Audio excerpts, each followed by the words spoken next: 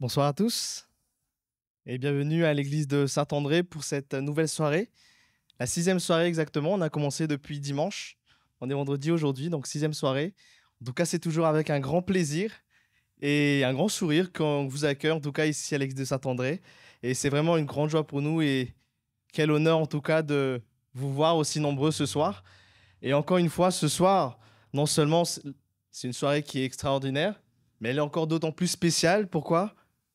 Parce que c'est le sabbat. Alors de tout cœur, je vous souhaite un très bon sabbat et j'espère en tout cas que nous allons passer un très bon moment béni et agréable à l'étude de la parole de Dieu, toujours accompagné de notre très cher orateur, Michael Gigant. Je vois quelques nouveaux visages quand même dans la salle. Alors pour ceux qui pour la première fois viennent à l'église de Saint-André ou tout simplement pour cette série de conférences, une très cordiale bienvenue et spécialement à Guillaume à l'arrière qui vient pour la première fois à l'église de Saint-André. Donc très bienvenue et puis que tu puisses être à l'aise parmi nous. Sans plus tarder, je laisse la place à Anne-Cécile pour le chantème. Je vous invite à vous mettre debout pour le chantème.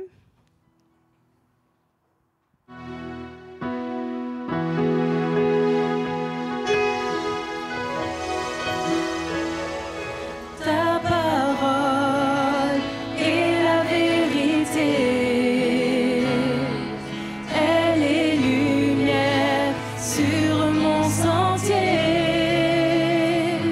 Je peux avancer en sécurité sur les voies que tu as tracées.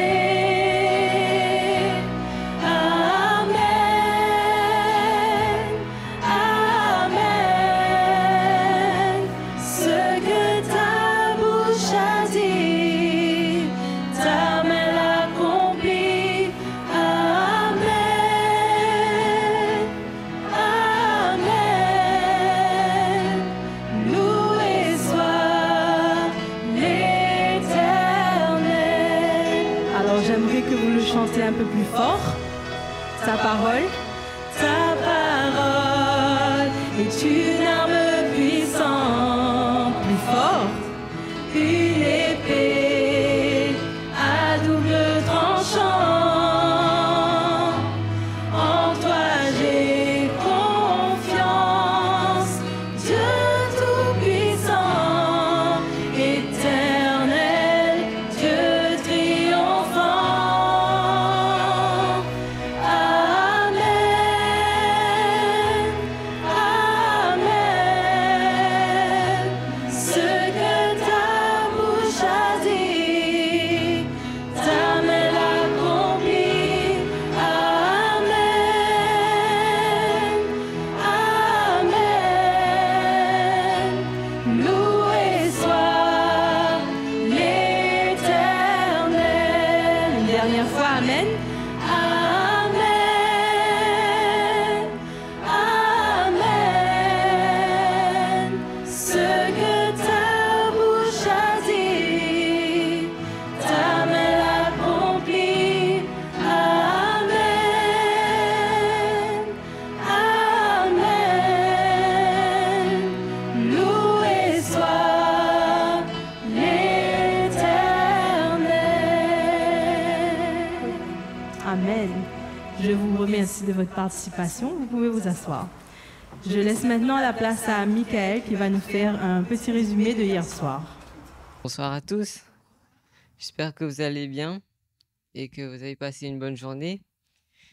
Hier soir, on avait vu la prophétie.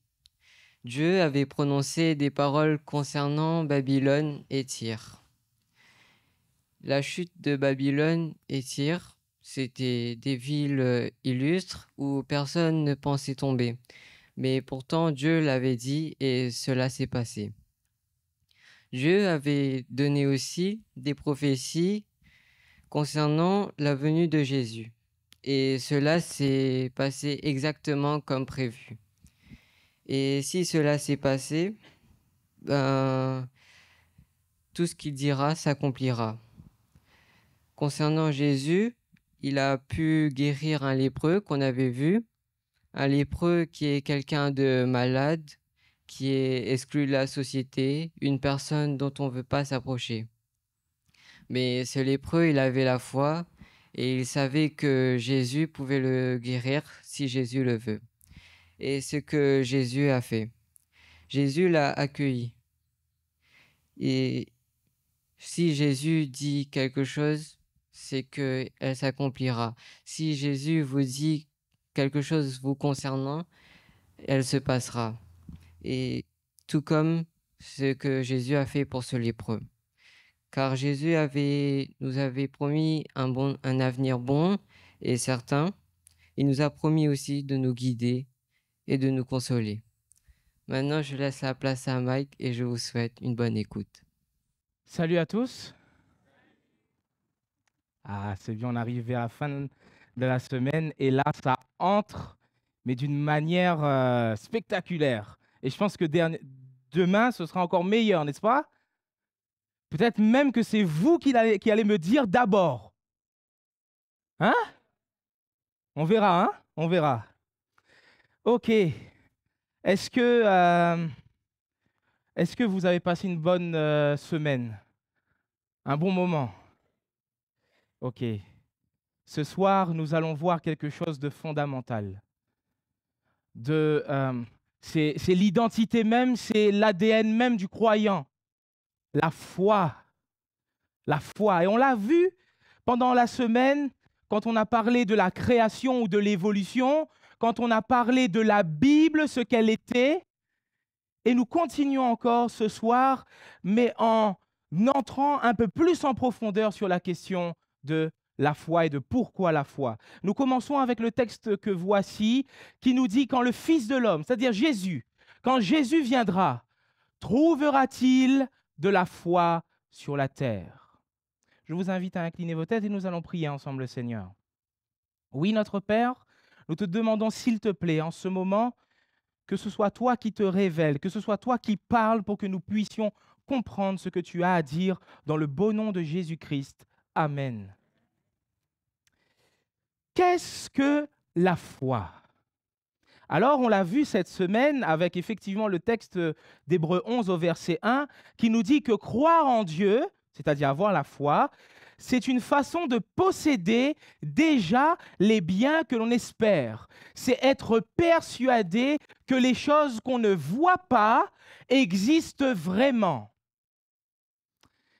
Quand on a parlé de la création ou de l'évolution, on a dit que du coup, la foi, le croyant qui a la foi, c'est celui qui va croire malgré l'absence de preuves. Nous avons aussi le texte de l'apôtre Pierre, nous avons vu l'apôtre Paul, l'apôtre Pierre, qui lui va dire « Ceux qui ont la foi n'ont pas vu Jésus, et pourtant ils l'aiment. Ils ne le voient pas encore, et pourtant ils croient en lui. C'est pourquoi ils sont remplis d'une très grande joie, une joie si grande qu'on n'arrive même pas à en parler. » Ce qui est important ici, c'est la notion dans la foi de croire en lui. Parce que Jésus lui-même va dire, alors que ses disciples sont inquiets, alors que ses disciples ont peur, Jésus va leur dire, alors qu'il va bientôt partir, ne soyez pas inquiets. Croyez en Dieu et croyez aussi en moi. Nous avons besoin de comprendre ce soir qu'il y a une différence entre dire « je crois que »,« je crois à » et dire « je crois en ». Il y a une différence entre dire « je crois que »,« je crois à » et « je crois en ». Je crois que c'est… Voici comment définit même l'Académie française. Croire à quelqu'un signifie que l'on tient pour certaine son existence, que l'on admet son pouvoir. Il croit aux fantômes, par exemple. Croire à quelque chose signifie que l'on est convaincu de sa réalité, de son efficacité. Croyez à mes sentiments dévoués. Je ne crois plus à ses promesses. Exemple dans la Bible se trouve dans le texte de Jacques, chapitre 2, au verset 19, où Jacques va dire que vous croyez qu'il n'existe qu'un seul Dieu. Et il va dire que les démons, les anges mauvais, croient aussi en cela. Les anges mauvais croient qu'il n'y a qu'un seul Dieu. Mais est-ce que les anges mauvais ont la foi? Non, mais ils croient qu'il y a un seul Dieu. Mais ils ne croient pas en le seul Dieu. Maintenant, que signifie je crois en? Encore une fois, Académie française. Croire en quelqu'un ou en quelque chose marque un abandon plutôt, plus confiant que croire à, une adhésion, souvent du cœur, pouvant entraîner un comportement moral ou même religieux. Exemple, je crois en Dieu, je crois en l'homme. Croyez en mon entière confiance et à ma fidèle amitié. Donc vous voyez que croire en va plus loin que je sais, je crois qu'une simple certitude des choses. Mais croire en, c'est plutôt une confiance qui nous amène à agir. Par exemple, dans le texte de Genèse 15 au verset 6, on nous présente un certain Abraham, un homme que Dieu a appelé, et on nous dit que alors que Dieu appelle Abraham à sortir de son pays et à aller dans un autre pays, à croire à tout ce que Dieu lui dit, Abraham, on nous dit, il eut confiance en Dieu. Et de toute sa confiance qu'il met en Dieu, toutes les actions qu'il va faire découlent de cette confiance et de cette foi. La Bible nous amène à croire non pas que, non pas à, mais en qui? En Jésus le Seigneur. Maintenant, nous pourrions dire que, mais pour croire en Jésus, il faut connaître Jésus. Pour croire en Jésus, pour lui faire confiance, vous n'allez pas faire confiance à quelqu'un qui, de nulle part dans la rue, arrive et dit « fais-moi confiance ». Non, il faut le connaître. Il faut savoir ce qu'il a fait, ce qu'il a dit, et puis en sachant ce qu'il a fait, ce qu'il a dit, et en commençant à accorder sa confiance, il faut savoir maintenant ce qu'il nous dit à nous. Bon.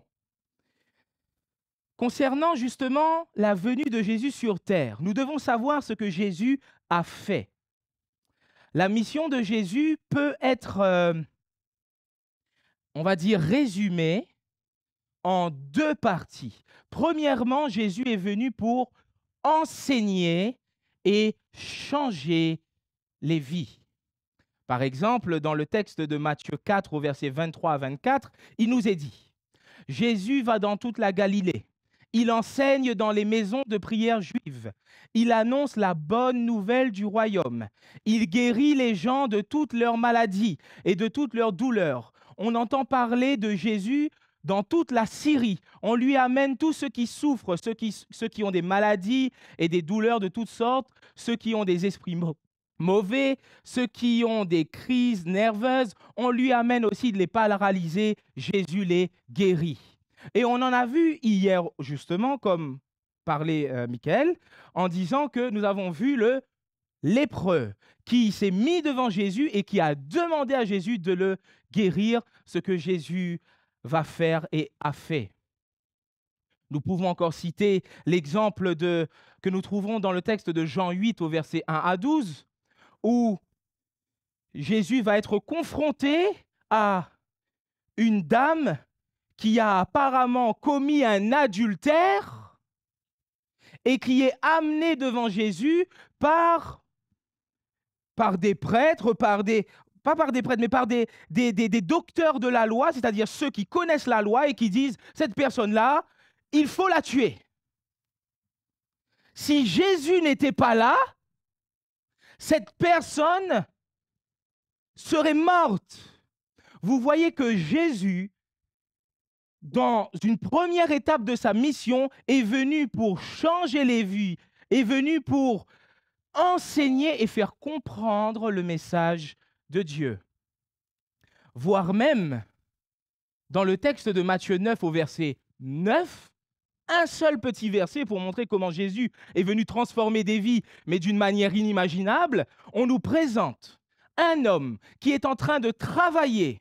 Cet homme s'appelle Matthieu. Il est en train de travailler. Il était celui qui récoltait les impôts.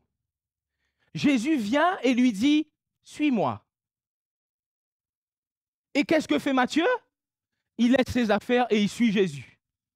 Vous voyez, en plus, tout à l'heure, je vous ai parlé de, imaginez-vous, quelqu'un vient et dit, fais-moi confiance, viens. On va dire, peut-être qu'on ne va pas le faire. Matthieu, lui, il l'a fait. Il a osé faire confiance à Jésus. Et sachez que Matthieu, qui a osé faire confiance à Jésus, ne l'a jamais regretté. Jamais.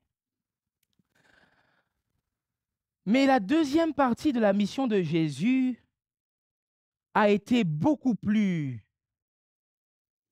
étendue. Pourquoi? Deuxième partie de la mission de Jésus, c'est mourir sur la croix. Alors, il nous est dit dans le texte de Jean 3, au verset 14 à 17, le Fils de l'homme, c'est-à-dire Jésus, doit être placé en haut, sur une croix, devant tous. Ainsi, tous ceux qui croient en lui auront la vie avec Dieu pour toujours. Oui, Dieu a tellement aimé le monde qu'il a donné son Fils unique afin, ainsi, tous ceux qui croient en lui ne se perdront pas loin de Dieu, mais ils vivront avec lui pour toujours. En effet, Dieu n'a pas envoyé son Fils dans le monde pour condamner le monde, mais il l'a envoyé pour qu'il sauve le monde. Jésus est venu pour que, comme nous avons vu, quand nous avons parlé encore une fois de la création et de l'évolution, que nous ne restions pas dans la vénération de la mort, mais que nous soyons transformés et que nous puissions avoir la vie, la vraie vie, et en plus dans l'abondance. Parce que Jésus a dû intervenir et mourir sur la croix pour que nous ayons la vie, parce que nous tous, ici présents, ainsi que tous ceux qui étaient avant nous et ceux qui seront après nous, avons une dette. Nous avons une dette pourquoi? Parce que, comme nous avions vu, avec ce problème du péché qui est entré dans le monde, péché qui, encore une fois, signifie le fait de manquer, de rater sa cible, on a accumulé sur notre tête une dette. C'est, par exemple, nous pourrions prendre un exemple simple que nous pouvons retrouver dans notre monde. Un homme qui commet un délit en face de la justice, il va avoir une amende, une contravention, une peine, etc. Mais dans le cas du péché, l'amende, la contravention, la dette, et la Bible appelle cela le salaire du péché, c'est la mort. Mais pourquoi? Nous pourrions nous dire, mais c'est un peu fort quand même. Pourquoi la mort? Souvenons-nous, nous ne sommes pas le fruit d'une évolution. Avant, nous aurions été des êtres vraiment faibles, vraiment sous-évolués, et avec le temps, nous serions devenus des êtres super évolués, super top, dans une ville super civilisée, dans un monde vraiment top. Non! Nous sommes passés d'un monde vraiment merveilleux à un monde vraiment dégradé, perdu. Bon. C'est pourquoi personne ne peut dire que je n'ai pas besoin que Jésus me sauve. Parce que la Bible nous dit, non, il n'y a sur la terre point d'homme juste qui fasse le bien et qui ne pêche jamais. Il n'y en a pas, aucun. Alors, avec cette dette que nous avions accumulée, quand Jésus est venu mourir sur la croix, Jésus nous a rendus libre. Libre, mais vraiment cette liberté que personne ne peut donner, que personne ne peut nous dispenser, si ce n'est Jésus, car Jésus et Jésus seul peut apporter le salut.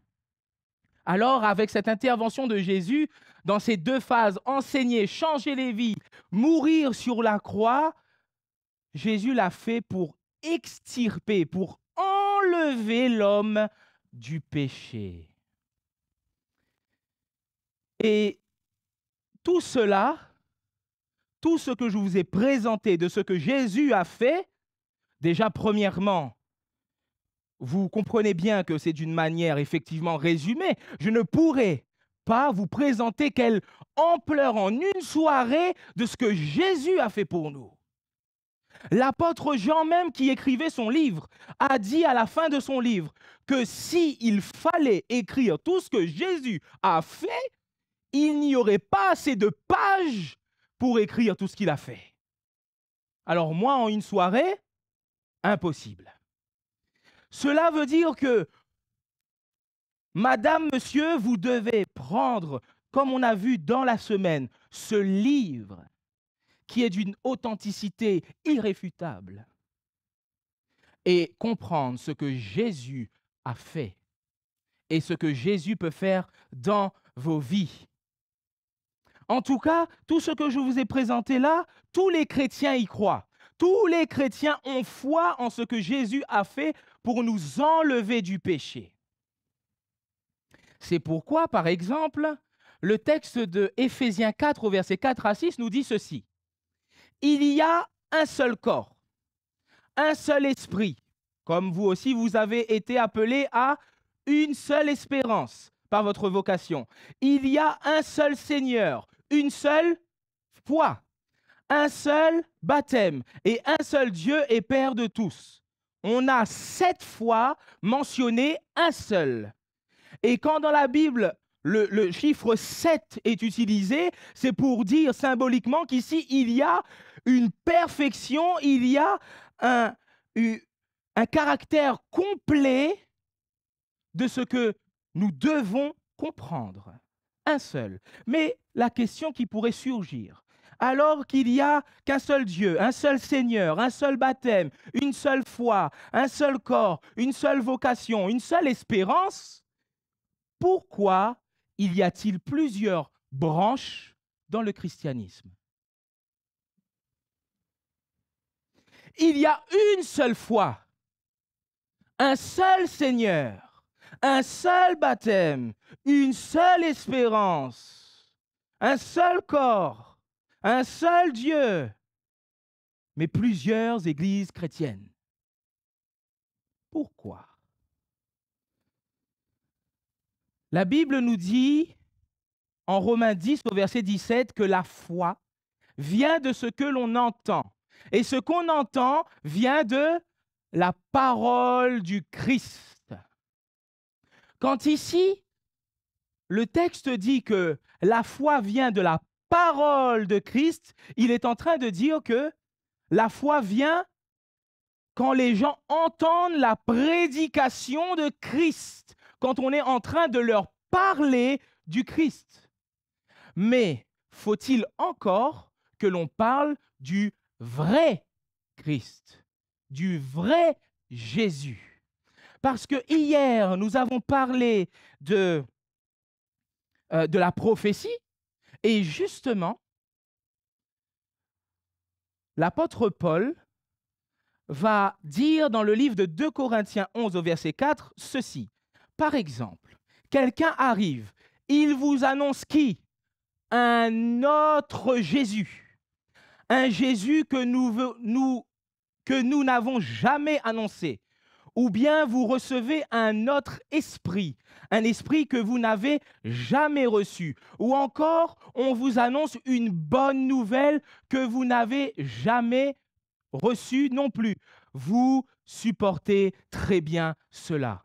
Ici, Paul est en train de parler à son époque de personnes qui entendent parler de Jésus, mais pas du même Jésus que les apôtres sont en train de prêcher, d'un autre Jésus.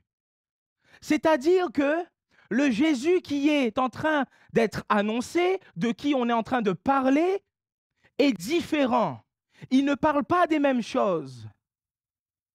Ce qu'il a fait est différent. Et en fait, cela était tout à fait, encore une fois, annoncé d'avance, donc prophétisé, annoncé d'avance par la Bible. Il est dit ainsi dans le livre de 1 Timothée 4, verset 1. L'Esprit dit expressément. Ça veut dire quoi expressément? Ça veut dire d'une manière solennelle, d'une manière des plus vives. L'Esprit dit expressément que dans les derniers temps, quelques-uns abandonneront quoi? La foi.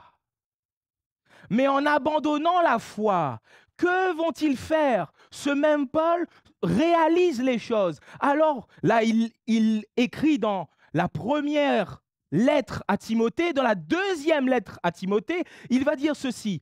En effet, un moment viendra où certains ne voudront plus écouter l'enseignement juste, mais ils suivront plutôt leurs désirs. Ils feront appel à une foule de maîtres qui leur diront quoi? Ce qu'ils ont envie d'entendre. Ils fermeront leurs oreilles à la vérité, ils les ouvriront pour écouter des fausses histoires. Donc il nous est bien dit ici qu'il y a des personnes qui vont sortir de la foi pour écouter de fausses histoires. Mais ces personnes qui sortent de la foi pour écouter des fausses histoires, cela va faire comme si qu'ils restent dans la foi. Parce que hier, nous avons vu, c'était l'apôtre Jean qui disait que ils sont sortis du milieu de nous. Nous avons ici des personnes qui abandonnent la vraie foi, mais qui pourtant se revendiquent toujours chrétiens. Et voilà comment nous arrivons aujourd'hui, en 2024, à une seule foi, une seule espérance, un seul baptême, un seul Dieu, etc., mais plusieurs églises. J'ai voulu vous citer ce soir pour vous montrer que la foi doit venir de la vraie prédication du Christ. Nous ne pouvons pas appuyer notre foi sur des fausses histoires. Et je veux vous montrer ce soir avec l'utilisation de deux points particuliers que dans l'histoire, on a voulu présenter des choses que Christ n'a jamais présentées. Première chose, et cela va de soi, le sabbat. Qu'est-ce que le sabbat? Le sabbat, je laisse le Seigneur parler dans sa parole. Il dit dans le livre d'Exode, chapitre 20, versets 8 à 11, vous connaissez Moïse avec les 10 commandements, c'est très connu. On nous dit, n'oublie pas de me réserver quel jour? N'importe quel jour? Le jour du sabbat. Pourquoi? Parce que pendant 6 jours, travaille pour faire tout ce que tu as à faire. Mais le 7e jour, c'est le sabbat qui m'est réservé à moi, le Seigneur ton Dieu. Personne ne doit travailler ce jour-là. Ni toi, ni ton fils, ni ta fille, ni ton serviteur, ni ta servante, ni tes animaux, ni l'étranger installé dans ton pays. Pourquoi? Car en 6 jours, j'ai créé le ciel, la terre, la mer et tout ce qu'ils contiennent. Mais le 7e jour, je me suis reposé. C'est pourquoi moi, le Seigneur, j'ai béni le jour du sabbat. Ce jour est réservé pour moi. Bon, vous voyez ici que le Seigneur, que Dieu, sait très bien que nous avons besoin de travailler. Mais le Seigneur, Dieu, sait très bien surtout que nous avons besoin de nous reposer. Mais quand je dis de nous reposer, ce n'est pas juste d'aller dans son lit, de se couvrir et là on se repose. Parce que Dieu a dit lui-même, il s'est reposé. Est-ce que Dieu a un lit pour se reposer? Non, quand Dieu se repose, c'est qu'il arrête de faire ce qu'il était en train de faire, c'est-à-dire la création, et qu'il commence à regarder. On dit contempler, regarder la merveilleuse création qu'il a faite. Vous voyez que si vous vous souvenez, encore une fois, la création vs évolution, je ne sais pas pourquoi ce soir, c'est très lié avec ce soir-là, mais si nous ne croyons pas à la création, et si en tant que chrétiens, nous croyons en l'évolution, nous sommes en train de dire, déjà de un, comme nous l'avons vu, nous sommes en train de dire merci à la mort, parce que pour qu'il y ait évolution, il faut qu'il y ait la mort, mais nous sommes en train de dire que Dieu est un menteur. Parce que dans sa loi, Dieu a dit, j'ai créé en 6 jours et je me suis reposé le 7e jour. Vous voyez comment c'est important de savoir en quoi on croit pour avoir la foi. Et alors que Dieu a dit de lui réserver le jour du sabbat, c'est-à-dire le vendredi soir au coucher du soleil jusqu'au samedi soir au coucher du soleil, voici ce qui s'est passé dans l'histoire. Jésus a observé le sabbat. Les apôtres et les premiers chrétiens ont observé le sabbat. Mais arrivé à un moment donné de l'histoire, il y a eu un problème avec l'Église chrétienne de Rome. L'Église chrétienne de Rome était très antisémite. Et il voulait commencer à se distancer des Juifs et de leurs pratiques. Parce que les Juifs pratiquent le sabbat. Et donc, ils voulaient se distancer. Et pour cela, ils ont commencé à abandonner des pratiques qu'ils avaient en commun avec les Juifs. Mais sachez en plus que cela, les chrétiens qui ont fait qu'on abandonne le sabbat ne s'en cachent pas. Ils ne s'en cachent pas. Par exemple, il nous est dit, c'est un monseigneur qu'il parle, et il dit c'est l'Église qui a transféré le jour du repos, où ça? Vers le dimanche, en souvenir de la résurrection de notre Seigneur. Alors, on pourrait dire, c'est bien gentil d'avoir fait ça en souvenir de la résurrection de notre Seigneur, mais est-ce que notre Seigneur a-t-il demandé de faire cela? Jamais.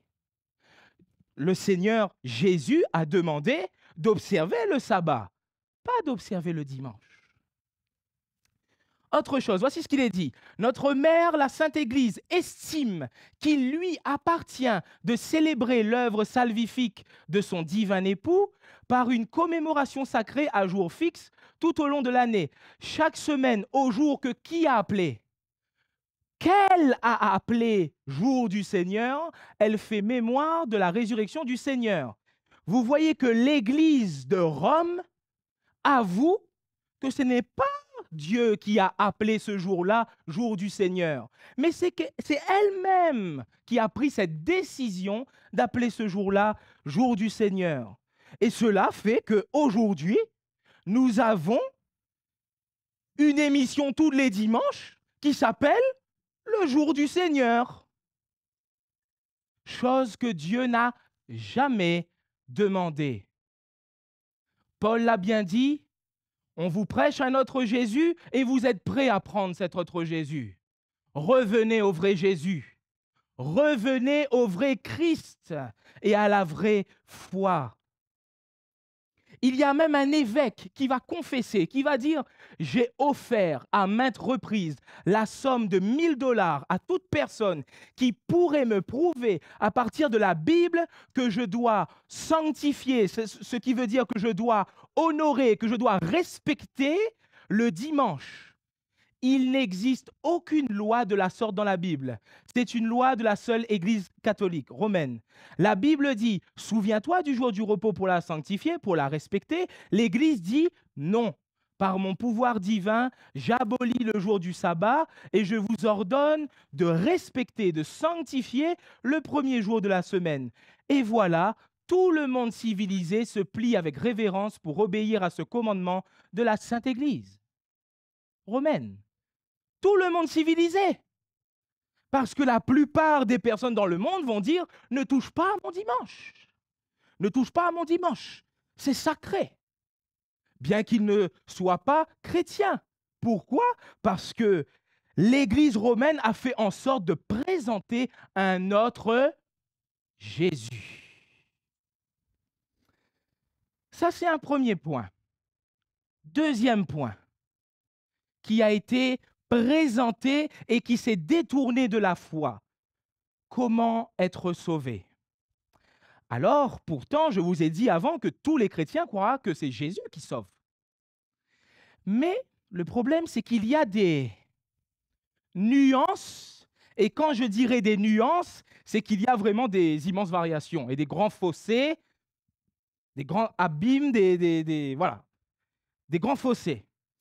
Parce que, par exemple, voici ce qu'il nous est dit. On nous dit que Jésus, ok, il sauve. Jésus, ok, il est notre lien, notre relais entre nous et Dieu. Mais voici ce que l'Église romaine présente. Son rôle, en parlant de Marie, la mère de Jésus, nous dit que dans le salut ne s'interrompt pas. Par son intercession répétée, elle continue à nous obtenir les dons qui assurent notre salut éternel. C'est pourquoi la bienheureuse Vierge est invoquée dans l'Église sous les titres de quoi? Avocate, auxiliatrice, secourable et de médiatrice. C'est quoi médiateur et médiatrice? C'est la personne qui va faire le pont entre un côté et un autre, entre la terre et le ciel. Sauf que nous dit la Bible sur la médiation? Il y a un seul Dieu et aussi un seul médiateur. Qui donc? Jésus-Christ, homme. Il n'y a pas une petite note dans la Bible en bas où il écrit « et Marie aussi ». Non, ça n'existe pas. Ça n'existe pas. Mes amis, je ne veux pas vous heurter, mais je veux juste vous dire que si vous avez cru cela, on vous a présenté un autre Jésus. Ce n'est pas le Jésus de la Bible. Le Jésus de la Bible, c'est le seul. Personne ne l'égale. Ou encore, ça c'est concernant Marie, mais ou encore, on va parler de l'intercession des saints qui seraient au ciel après leur mort et qui intercéderaient à notre faveur. Ça veut dire quoi intercéder? Intercéder, c'est prier pour nous. Vous connaissez déjà ce prier pour nous, pas vos pécheurs, etc. Non, on ne va pas faire toute la prière, hein, mais vous la connaissez. Voici ce qui nous est dit, l'intercession des saints. Ils ne cessent d'intercéder pour nous auprès du Père, offrant les mérites qu'ils ont acquis sur terre. Pourtant, il le dit, par qui? Par l'unique médiateur. Ils disent que Jésus est l'unique médiateur, mais pourtant, il y a d'autres médiateurs quand même. Ainsi, leur sollicitude fraternelle est du plus grand secours pour notre infirmité. Pourtant, dans la Bible, il n'y a que deux personnes qui sont présentées comme intercédant auprès du Père. Premièrement, le Saint-Esprit. Le Saint-Esprit lui-même intercède en faveur des saints. Ce ne sont pas les saints qui intercèdent. Deuxièmement, Jésus lui-même. Jésus peut sauver parfaitement ceux qui s'approchent de Dieu par lui, étant toujours vivant pour intercéder à leur faveur. Malheureusement, dans la question de comment être sauvé, l'Église romaine va dire qu'effectivement, il y a ces saints qui sont morts, qui seraient allés directement au ciel. Ce n'est pas ce que la Bible présente. Qui seraient allés directement au ciel et qui participeraient à notre salut. Cela veut dire qu'ils participeraient au fait du fait que nous soyons sauvés un jour en faisant des actions pour nous. C'est pourquoi, et nous pouvons comprendre, c'est pourquoi il y a des fidèles croyants, mais qui croient vraiment de tout leur cœur que ces personnes peuvent intercéder pour elles. Et nous ne devons pas les juger parce qu'on leur a présenté un autre Jésus. Nous ne devons pas juger ces personnes, mais nous devons présenter le vrai Jésus. Et c'est pourquoi ce soir, je suis en train de vous dire que si vous avez cru en l'intercession des saints, ce n'est pas la vraie foi. Revenez à la vraie foi en Christ. Donc ces fidèles croyants à qui on leur a présenté cet autre Jésus vont se tourner vers eux pour obtenir des réponses. Par exemple, dès le 16e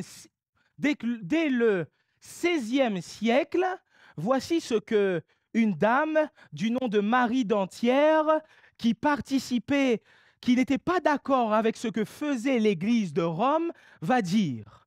Elle a dit de manière ironique, pour faire comprendre, les saints sont tenus pour des médecins qui guérissent de toutes les maladies, comme Saint Roch du vomissement, Saint Damien du rompu de tous côtés, l'un guérit du froid, l'autre du chaud, l'un des yeux, l'autre du nez, l'un des doigts, l'autre des ongles. Bref, Dieu n'y fait plus rien. Le problème avec l'intercession des saints, c'est qu'on ne se dirige plus vers Dieu. On se dirige vers des hommes. On ne se dirige plus vers Dieu. On croit que Dieu a trop de choses à faire. Dieu ne peut pas prendre le temps pour moi. Je suis en train de vous dire ce soir que le vrai Jésus a du temps pour vous. Alors, par exemple, à La Réunion, savez-vous quel saint est le plus célèbre? Saint-Expédie. Voici ce qui nous est dit. Dans le désespoir, quand le temps nous manque, nous avons l'impression que rien ne peut plus sauver une situation. S'en remettre à Dieu dans la prière est fondamental. Amen. Mais regardez la suite. Saint-Expédie, martyr romain et objet d'une grande dévotion dans de nombreux pays, peut nous aider. Pourtant, on a dit que s'en remettre à Dieu dans la prière est fondamental. Mais après, on se tourne vers qui? Saint-Expédie. Bon. Sa capacité à prendre des décisions rapides dans des situations délicates en a fait le saint patron des causes urgentes. Ça, c'est Saint-Expédie. Lui, il expédie vite la solution, le problème, il trouve et voilà. C'est radical. Et voici effectivement, même un article avait été fait qui s'appelle Mémoire et Histoire, le culte de Saint-Expédie à La Réunion. Bon. Une certaine Nancy Gauthier, qui nous dit « Un saint particulièrement populaire dans l'île de la Réunion est Saint-Expédie. En dehors de l'église Notre-Dame de la Délivrance à Saint-Denis et de celle de Saint-Leu, le culte de Saint-Expédie se pratique essentiellement dans de petits sanctuaires le long des routes. On l'invoque, certes, pour obtenir une guérison, du travail, la réussite à un examen, mais on l'invoque même pour se débarrasser d'un rival en amour. Ou en affaires, ou pour que soit puni celui dont les maléfices ont apporté la maladie ou misère. C'est un saint vif, comme disent les Réunionnais. Nous dit ça, nous? Ce saint expéditif règle avec autant de rapidité que d'efficacité les causes qu'on lui... Mes amis, présentez-vous devant Jésus.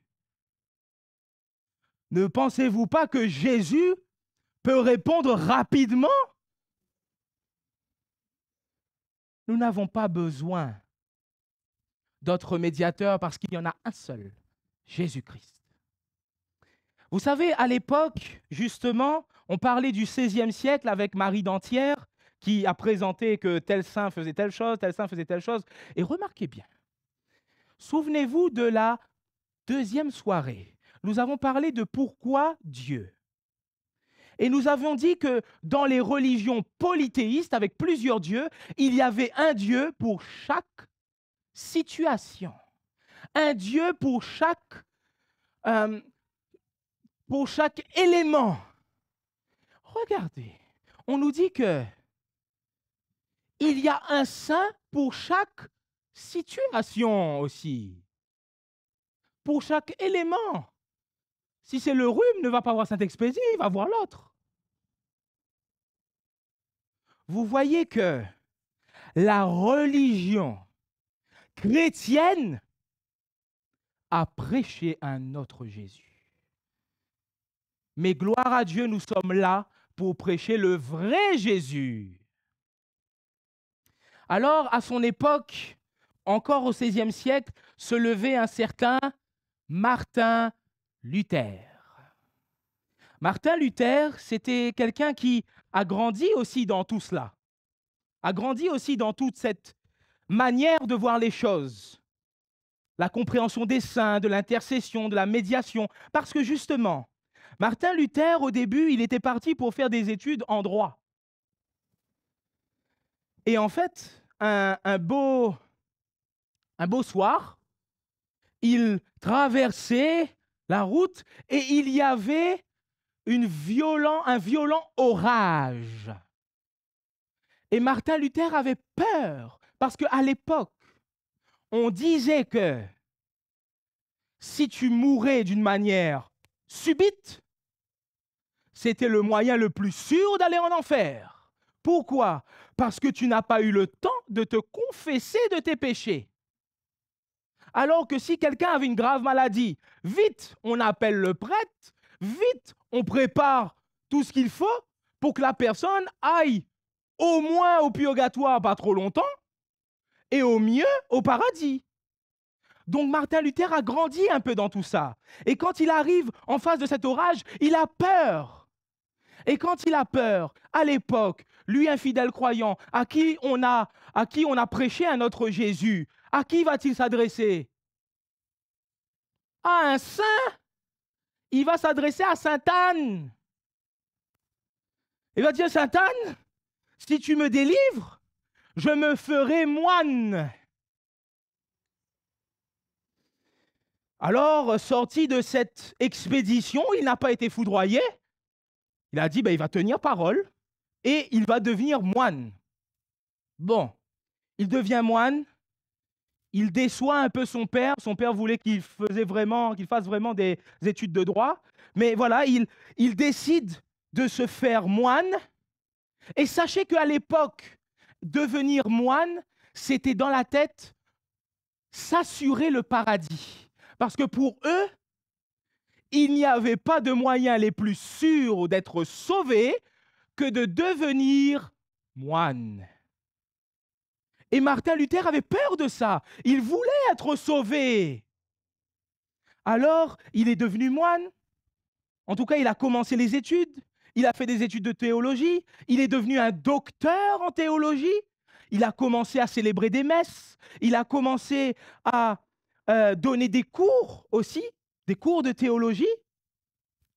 Et de plus en plus qu'il donne des cours de théologie, qu'il étudie la Bible, quand il regarde la réalité autour de lui et qu'il regarde ce qui est écrit dans la Bible, il se dit, mais il y a quelque chose qui cloche. Il y a un problème. Il y a une différence de foi. Mais bien qu'il est un peu submergé par cela, qu'il en parle un peu, même il discute avec ses étudiants pour leur montrer que parfois ce que fait le clergé, les prêtres, ne sont pas très catholiques. Mais Martin Luther n'a jamais voulu sortir de base de la religion catholique. Il voulait prêcher le vrai Jésus. Alors, le moment où vraiment il y a eu un basculement, c'est quand il y a eu cette affaire des indulgences. C'est quoi les indulgences? Les indulgences, c'était que à l'époque, on disait, quand on venait se confesser, on disait, donc, Pardonnez-moi, Père, parce que j'ai péché, etc. On dit toute la formule, et le prêtre pardonne. Mais, il faut faire encore des œuvres pour satisfaire Dieu, parce que Dieu n'est pas satisfait. Bon. Alors, les indulgences, c'était comme un ticket qui permettait de ne pas accomplir d'actions et d'œuvres et d'être pardonné et pas besoin de faire des actions. Très bien. Parfois même, les indulgences permettaient aux personnes qui les prenaient de pouvoir moins souffrir dans le purgatoire. Bon. Le problème est que ces indulgences avaient bien sûr été payantes, première chose, et ces indulgences ont été utilisées parce que la basilique Saint-Pierre de Rome avait besoin d'être rénovée. Quand Luther voit cela, là, il bascule totalement parce qu'il se dit, ce n'est pas normal. Quand il lit particulièrement la Bible et quand il lit particulièrement l'épître aux Romains, la lettre que Paul va envoyer aux Romains, il se dit que non. On ne peut pas obtenir le salut en faisant des œuvres. On ne peut pas obtenir le salut en faisant des actions. Mais il lit dans la parole de Dieu que c'est Jésus qui donne le salut et le salut s'obtient par la foi, en croyant que Jésus sauve.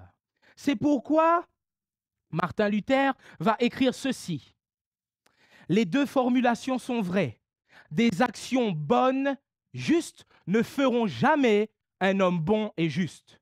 Mais un homme bon et juste fait de bonnes actions. Des actions mauvaises ne font pas un homme mauvais, mais un homme mauvais fait de mauvaises actions.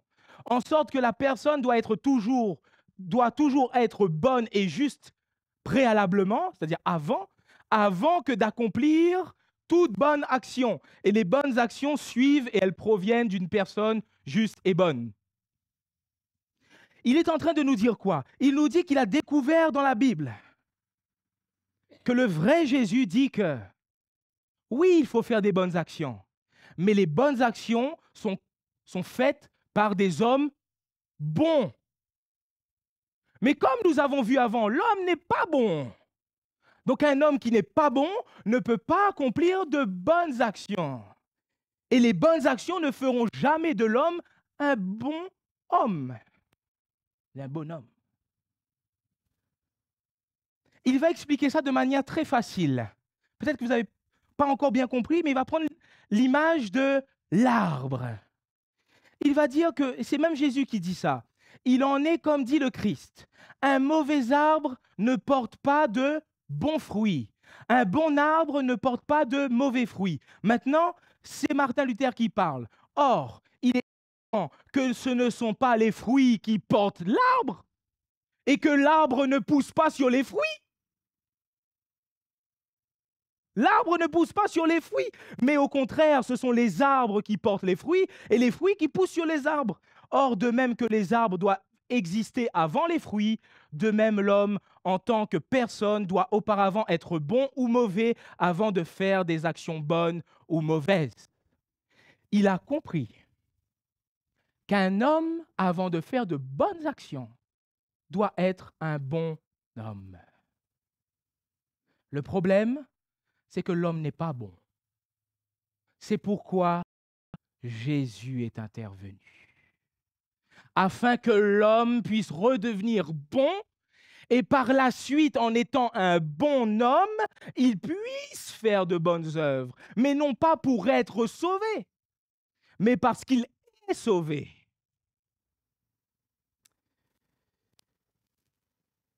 Celui qui nous a fait devenir de bonnes personnes, c'est Jésus-Christ et rien que lui, personne d'autre, pas d'intermédiaire, pas d'intercesseur. D'où la nécessité de croire en lui et d'avoir la foi. Parce que voici ce que la Bible dit. Aucun être humain n'est juste, même pas un seul. Personne n'est intelligent, personne ne cherche Dieu. Tous ont quitté le bon chemin, ils se sont tous corrompus. Personne ne fait le bien, même pas un seul, même pas un seul.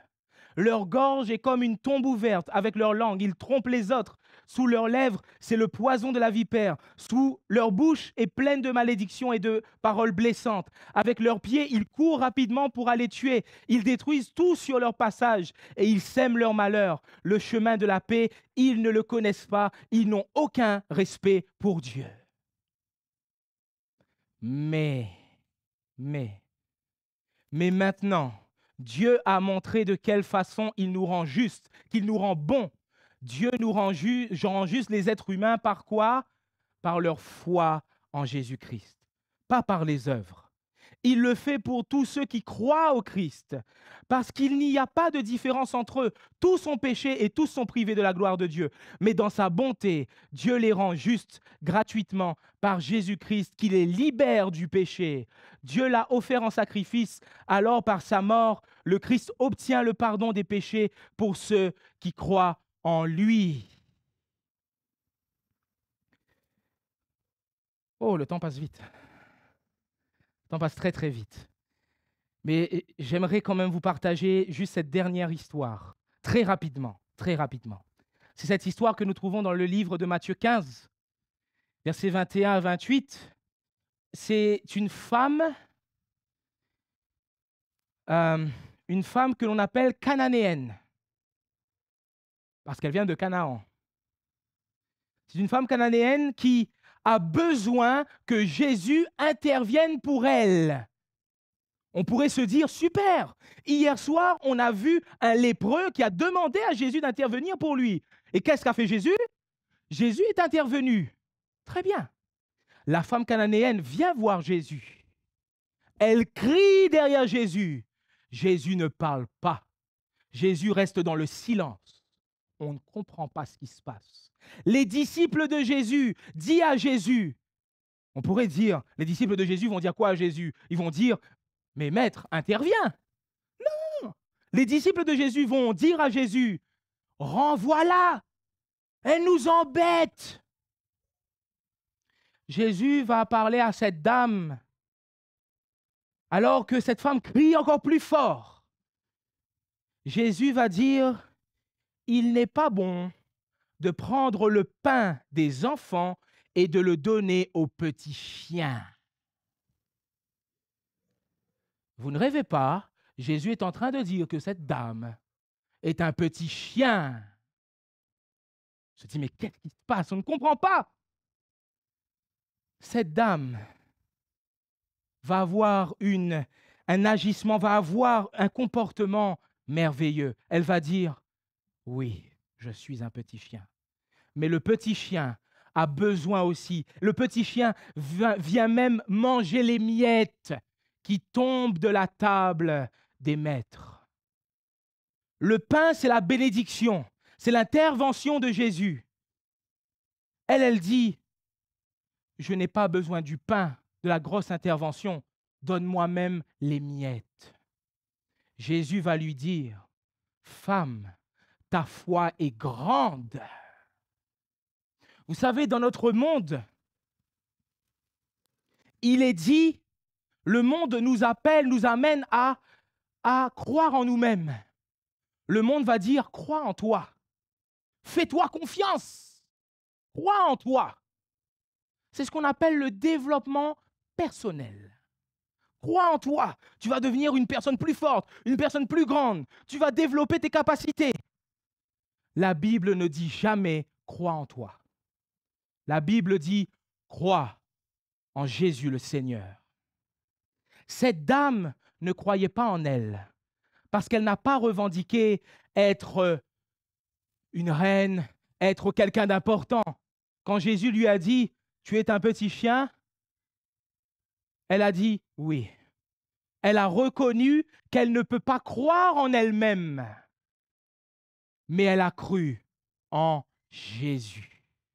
Et Jésus, devant tous ses disciples, ont dit, cette femme a une grande foi. et Jésus est intervenu pour elle. Je veux vous dire, pour terminer ce soir, que peut-être qu'on vous a présenté un autre Jésus. Peut-être qu'on vous a présenté un faux Jésus. Mais pendant toute cette semaine, et encore demain, et encore pendant tous les jours qui vous restent à vivre, nous voulons vous présenter le vrai Jésus, celui qui peut intervenir pour toi, mais seulement crois en lui.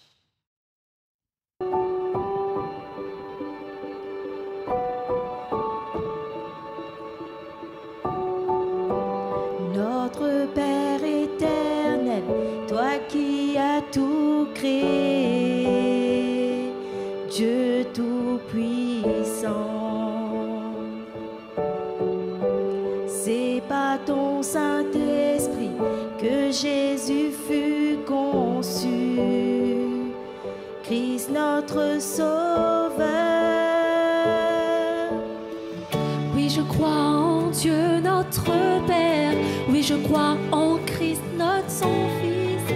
Oui, je crois en ton Saint-Esprit, ô Trinité divine. Oui, je crois à la résurrection, que nous vivrons à jamais.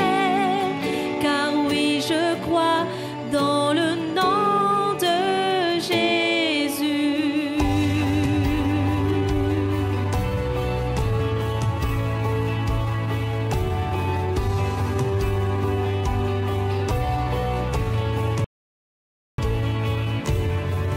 Notre juge et défense, tu souffris à la croix, le pardon est en toi. Descendu jusqu'aux ténèbres, tu es ressuscité, à jamais levé. Oui, je crois en Dieu notre Père. Oui, je crois en Christ son Fils. Oui, je crois en ton Saint-Esprit, ô Trinité divine. Oui, je crois à la résurrection, que nous vivrons à jamais. Car oui, je crois dans le nom de Jésus. Oui, je crois en lui. Oui, je crois qu'il est vivant. Oui, je crois que Jésus est Seigneur.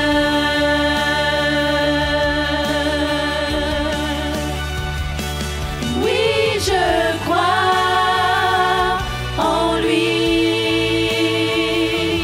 Oui, je crois qu'il est vivant. Oui, je crois que Jésus est Seigneur.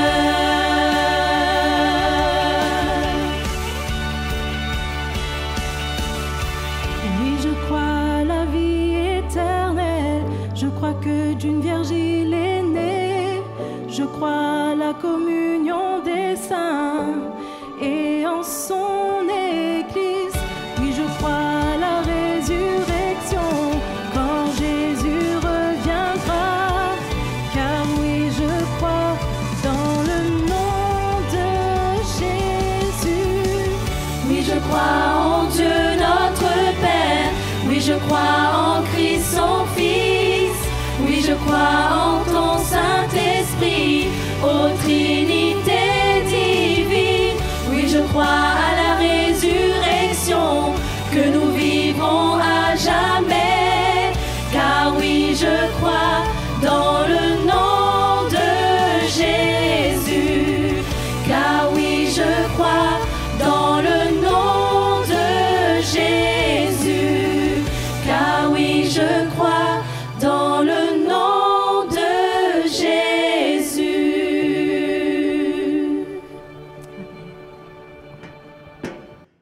Je vais vous inviter à prier ensemble avec moi. Seigneur, oui, le monde a essayé de présenter un autre Jésus pour que plusieurs puissent se détourner de la vraie foi. Mais Seigneur, nous qui voulons avoir la foi, nous qui voulons croire en toi, montre-nous qui tu es. Seigneur, révèle-toi à nous. Que chaque personne qui prendra l'engagement d'étudier ta parole, de la lire, de te prier, toi, puisse recevoir ton esprit et qu'il puisse comprendre qui tu es et croire en toi.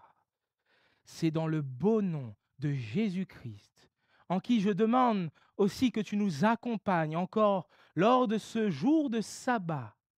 Amen. Quel beau message que nous avons reçu ce soir, n'est-ce pas? On a abordé énormément de choses, mais en tout cas, le thème de ce soir tenait en 3 mots, la foi. Et j'ose espérer qu'en tout cas, ça a été beaucoup plus clair pour vous ce soir concernant la foi, de pourquoi la foi. Bien souvent, vous savez, la foi est associée à un autre terme, qui est celui de l'espérance. Et justement, nous, on a une espérance, une bienheureuse espérance, qui est celui du retour de Jésus. Et c'est vrai que parfois, on peut douter.